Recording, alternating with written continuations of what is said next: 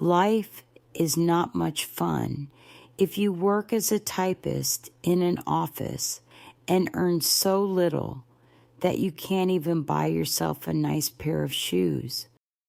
A girl needs shoes.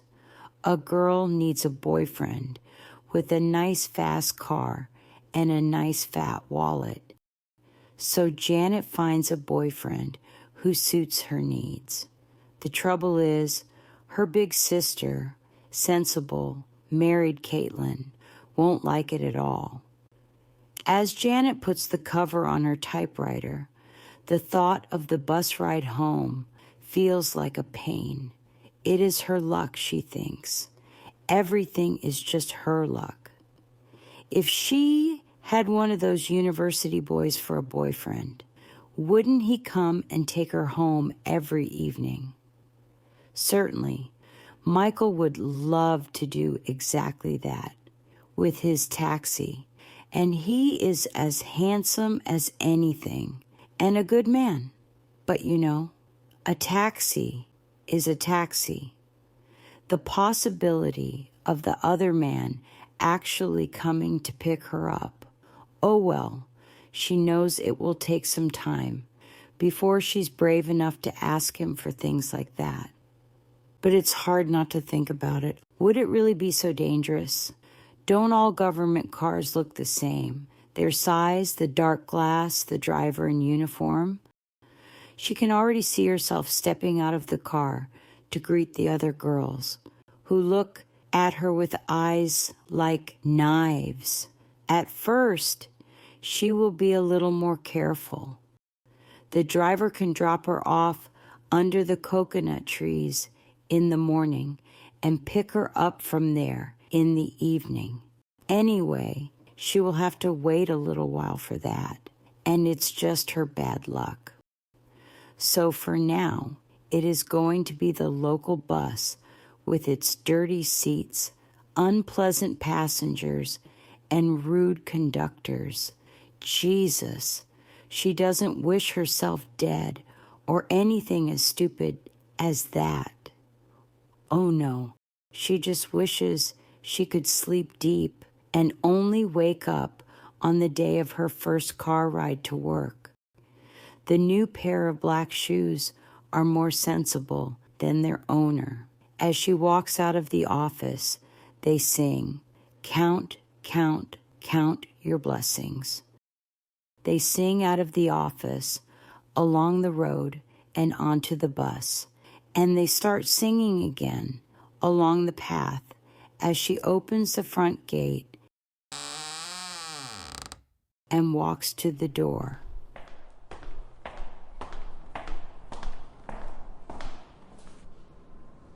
Sissy! Janet called. Hey, Janet.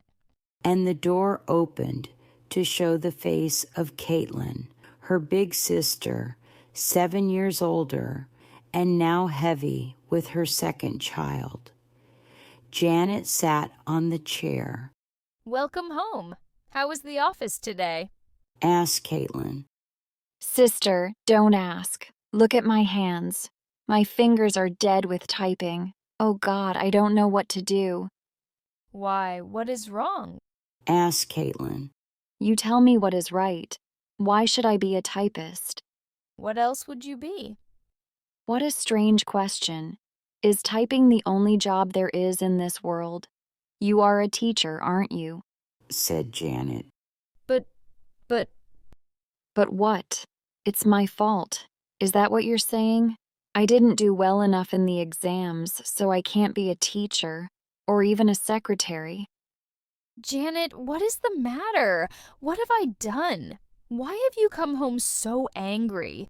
Said Kaitlyn. Janet broke into tears. Oh, I'm sorry, Kaitlyn. It's just that I am sick of everything. The office, living with you and your husband. I want a husband of my own, children. I want... But you are young and beautiful. And marriage, well, it's you who are delaying it. Look at all these people who are running after you. Said Kaitlyn. Sissy, I don't like what you are doing, so stop it. Okay. And there was a silence. Then Janet spoke. Which of them could I marry? Michael is, fine, but I just don't like him. Little sister, you and I can be truthful with one another. I am not that old or wise, but I can advise you a little. Michael drives someone else's car now. Well, you never know. Lots of taxi drivers own their taxis in the end, sometimes more than one. Of course, but what a pity that you are married already. Or I could make a date for you, with Michael. And they both burst out laughing. It was when Janet got up to go to the bedroom that Kaitlyn noticed the new shoes. Janet, those are beautiful shoes. Are they new? From the other room, Janet's voice came and went as she undressed and then dressed again. But that was not the reason for the uncertainty in her voice. Oh, I forgot to tell you about them. In fact, I was going to show them to you. I think it was on Monday I bought them, or was it Tuesday? When I came home from the office, you and Oliver had taken Emma out, and later I forgot all about them. I see, but they are very pretty. Were they expensive? No, not really. Janet's answer came too quickly, and she said only last week that she had no money, thought Kaitlyn. And I believed her because I know what they pay her is just not enough to live on. I've been thinking she manages very well. But these shoes, and she is not the type who would borrow money just to buy a pair of shoes. She would just wear her old pairs till things got better. Oh, I wish I knew what to do. I mean, I'm not her mother, and I wonder how Oliver will see these problems, Kaitlyn, you look worried. said Janet. When don't I? With the baby coming in a couple of months and the government's new controls on pay, on top of everything, I have dependable information that Oliver is running after a new girl. Janet laughed and said, Oh, sissy, you always get dependable information on these things. But men are like that. They are selfish. said Kaitlyn. No, it's just that women allow them to behave the way they do instead of taking some freedom themselves. Well, if I had the chance to behave the same way, I wouldn't make use of it. said Kaitlyn. But why not? Because I love Oliver. I love Oliver, and I am not interested in any other man. Her voice was full of tears, but Janet was amused. Oh, God. Now listen to me. It's women like you who keep all of us down. Well, I'm sorry, but it's how the good God made me. I'm sure I can love several men at the same time. Janet!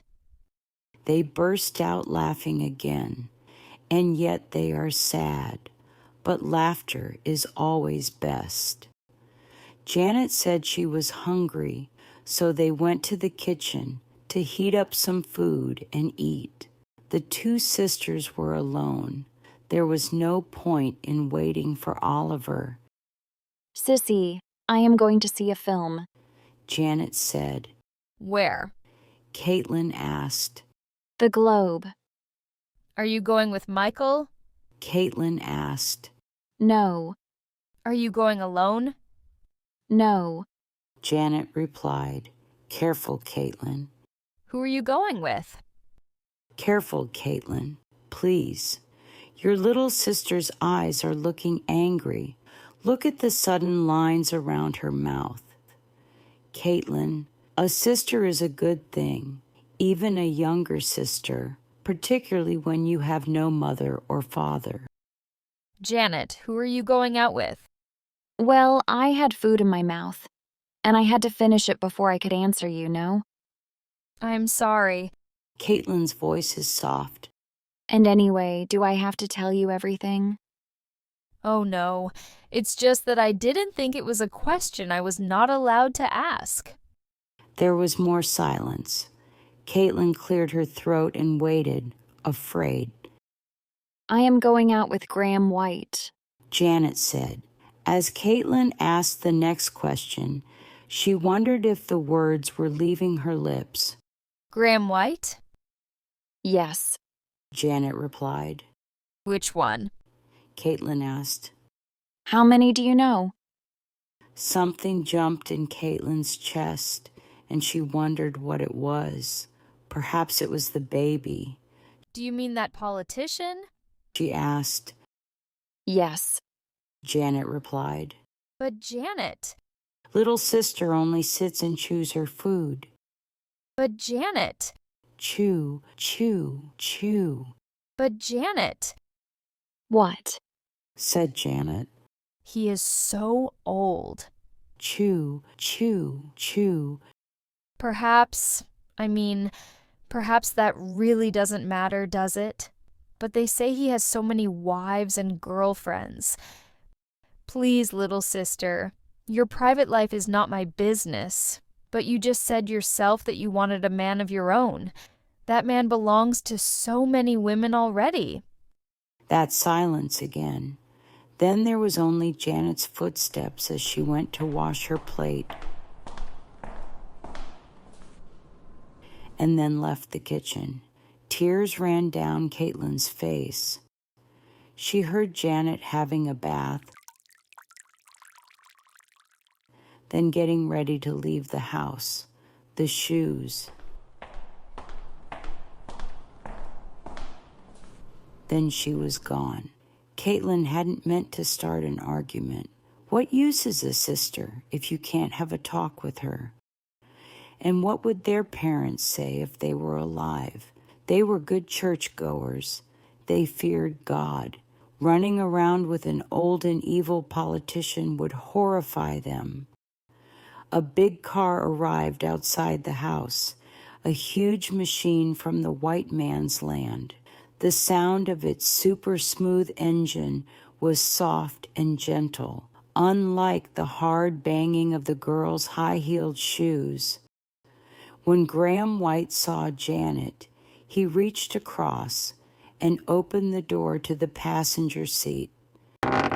She sat down, and the door closed quietly as the car slid away. After they had gone a mile or so from the house, the man began a conversation. And how is my darling today? I am well. She said, but everything about her said bad news. You look serious today. Why? She remained silent and still. My dear, what is the matter? Nothing. He cleared his throat. Oh, and how were the shoes? Very nice. In fact, I am wearing them now. They feel a little small, but then all new shoes are like that. And the handbag? He asked. I like it very much, too. My sister noticed them. I mean the shoes. Now the bad news was out. Did she ask you where you got them from? No. He cleared his throat again. Where did we agree to go tonight? The Globe, but I don't want to see a film. Is that so? I am glad, because people always notice things. But they won't be too surprised. What are you saying, my dear? Nothing. Okay, so what shall we do? Shall I drive to the Seaway? Oh, yes. He drove to the Seaway, to a part of the beach they knew very well. She loved it here, with the wide sandy beach and the old sea. She had often wished to drive very near to the end of the sands until the tires of the car touched the water. A very foolish idea, as he said sharply to her the first time she mentioned it. It was in his "I am old enough to be your father" voice. There are always disadvantages. Things could be different. If she had a younger lover, handsome, maybe not rich like this man here, but with enough money to afford a fast car. A car like the ones she has seen in films, with tires that can do everything, and they would drive to exactly where the sea and the sand meet. We are here. He said. Don't get out. Let's just sit inside and talk. Okay, but what is it, my darling? I have told my sister about you. Said Janet. Good God, why? I couldn't keep it to myself any longer. Childish. That was not necessary at all. She is not your mother. He said. No, but she is all I have, and she has been very good to me. Well, it's her duty. A sister's duty. Then it's my duty, a sister's duty, to tell her about something like this. I may get into trouble. Don't be silly. I always take good care of my girlfriends. He said. I see. She said, and for the first time in the 1 month since she agreed to be this man's lover, the tears that suddenly filled her eyes came naturally. And you promised you wouldn't tell her. It was Father's voice now. Don't be angry. After all, she was sure to hear it one day. My darling, you are too wise. What did she say? She wasn't happy. Don't worry. Find out something she wants very much but cannot get in this country. I know for sure she wants an electric motor for her sewing machine. I am going to London next week on government business. So, if you bring me the details of the machine, I shall get her the motor. Thank you. Oh, and let me know as soon as you want to leave your sister's place. I've got you one of the government houses. Oh, She said, pleased for the first time since this awful day had begun. He takes no notice of humans. He has seen things happen along these beaches, different things, the same things. He never does anything about them. Why should he? People are unimportant. Here's a 50-year-old big man who thinks he is somebody, and a 22-year-old child who chooses a silly way to fight life's problems. Oliver has come home late, but then he has been coming back late for the past few weeks. Kaitlyn is crying, and he knows it as soon as he enters the bedroom. He hates tears because, like many men, he knows they are one of the strongest weapons that women have. Oliver. Oh, are you still awake? He quickly sits beside her. Kaitlyn, what's the matter? You've been crying again. Oliver, where were you? Kaitlyn, I have warned you about this. I won't let you question me like a prisoner every time I'm a little late. She sat up. A little late?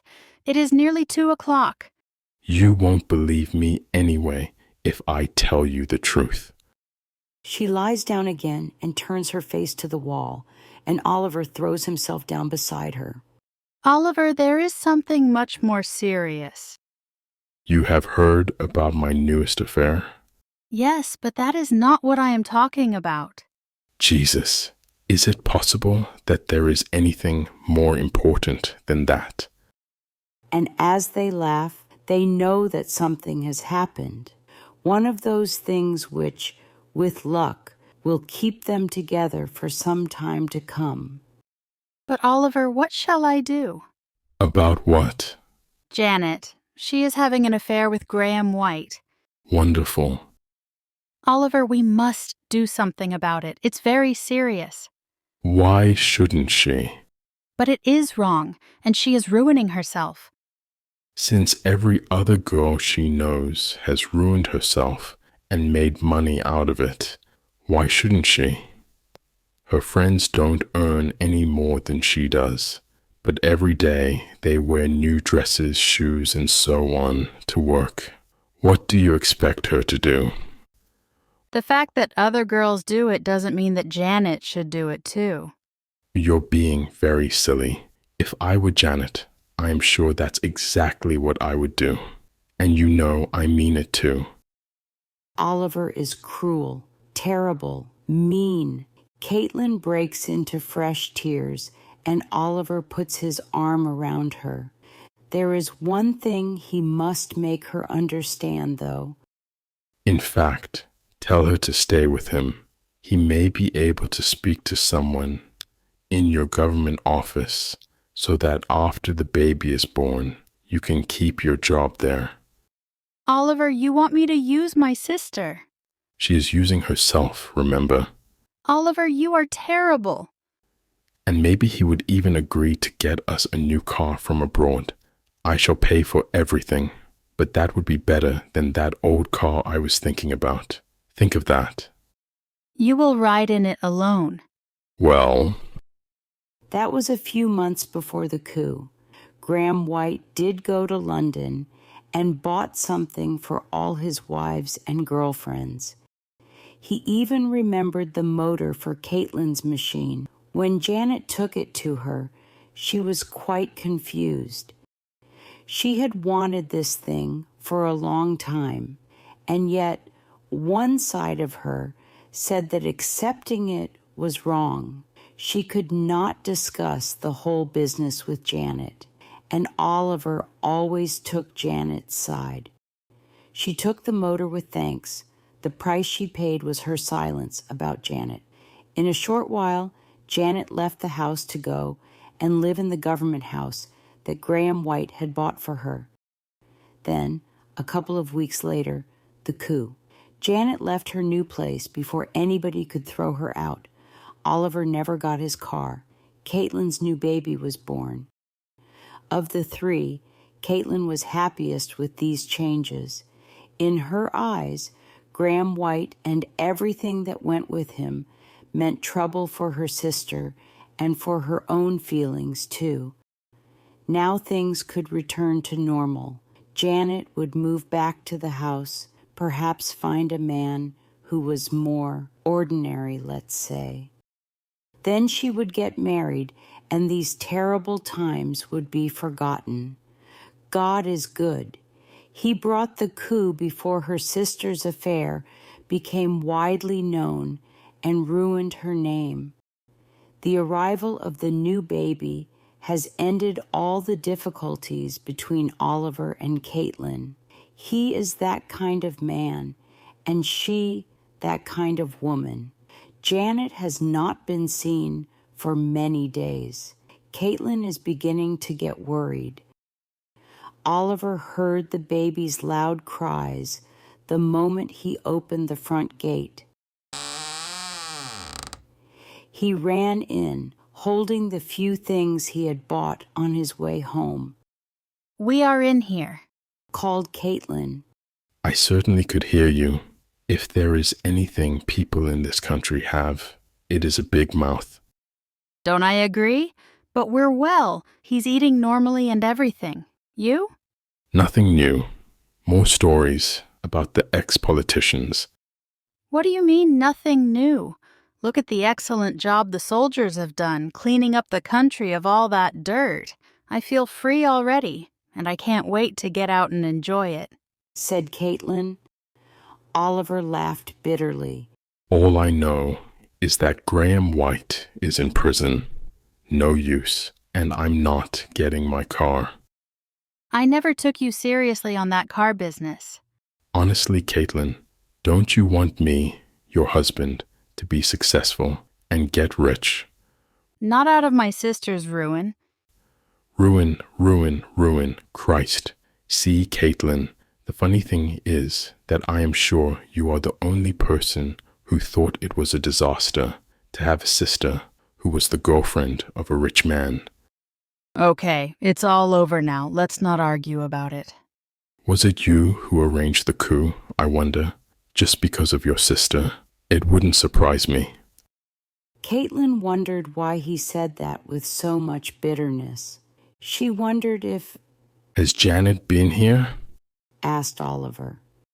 Not yet. Later, maybe. I had hoped she would move back here and start all over again. I am not surprised she hasn't. In fact, if I were her, I wouldn't come back here either. Not to listen to endless good advice from Big Sister. No thank you. Janet is my only sister. I can't sit and see her life going wrong without feeling it. I'm grateful that something put a stop to that. What worries me now is that she won't tell me where she's living. She talks about a girlfriend, but I'm not sure that I know her. If I were you, I would stop worrying because it seems Janet can take care of herself quite well, said Oliver. Then there was the sound of a car stopping outside the house. Ah, but the footsteps were unmistakably Janet's.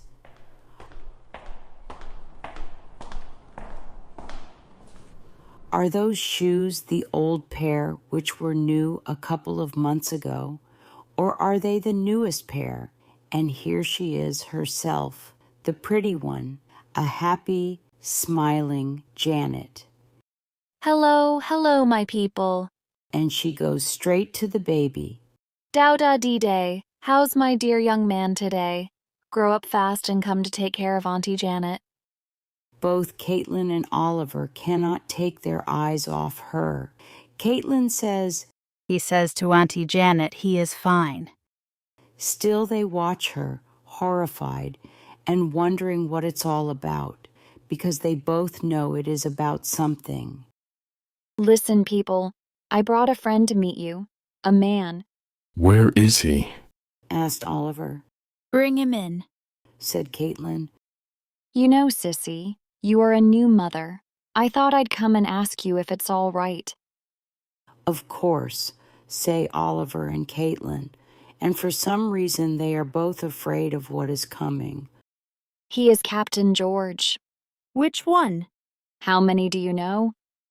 Oliver still thinks it is impossible. Aye, do you mean the army officer who has just been given the job of... Yes. Wasn't there a picture in the Crystal over the weekend of his daughter's wedding, and another one of him with his wife and children and grandchildren? Said Oliver. Yes. Said Janet. Kaitlyn just sits there with her mouth open that wide.